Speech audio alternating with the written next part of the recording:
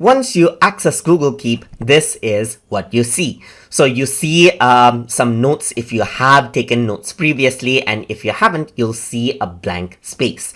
But what I'm going to do is I'm going to go around and start taking a note. So to start taking a note, all you need to do is go around onto the place where it says take a note, click over here, and then you can type in whatever you want. Let's say, for example, I'm going to say this is an example note right here, just like this. And then what happens is that the note is there. So just click outside and the note is here, as you can see.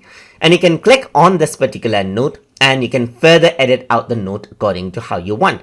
You can add in a title to this note as well. So I'm just going to go around and say example right here. And you can click on close, and whatever you type, it just saves out automatically. So it is as simple as that. You can just go around and type in and the note will be saved. Let me just go around on to take a note. On the title, you can go around and say example 2, and over here as well. So let me just type in something and click on close, and what happens is that the note is taken just like that.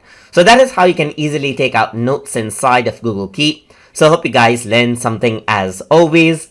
And as always, please like, comment, share, and subscribe.